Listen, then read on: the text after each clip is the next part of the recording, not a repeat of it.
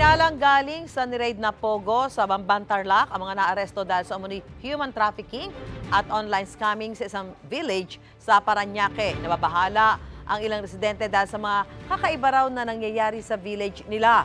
May unang balita si Mav Gonzales.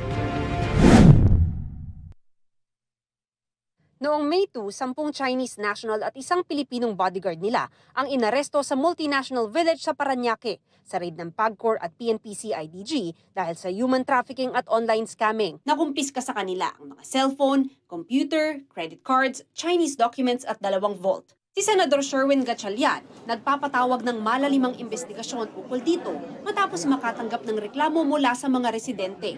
Ayon sa PAGCOR, pinaniniwalaang ang mga naaresto sa multinational ay nakatakas sa naunang raid sa Bamban, Tarlac, bagay na sinang-ayunan ni Gatchalian. Itong mga sindikato na ito, umiikot lang sila.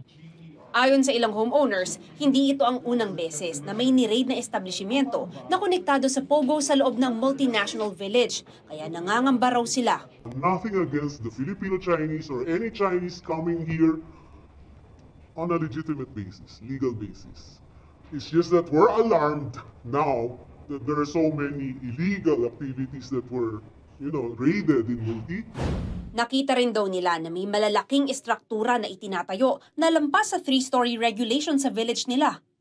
Okay, then sa Bamban, dun kami na, the structures are so similar. The process of applying for, stickers and IDs and also the construction,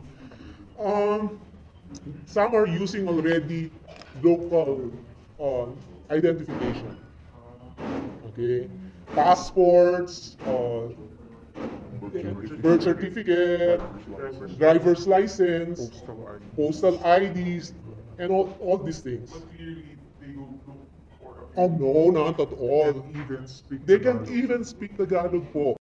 Ang isa pang homeowner, personal daw nakita ang isang babaeng tumalon mula sa isang mataas na apartment na puro Chinese ang tenant. One young teenager, a girl, who jumped from 3rd floor going down na parang tumatakas. I reported that to our security.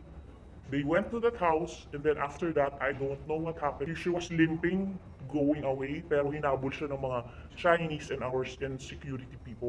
Meron din daw mga establishmento na tanging mga dayuhan lamang ang pinapayagang pumasok. Ito ang unang balita. Mav Gonzales para sa GMA Integrated News.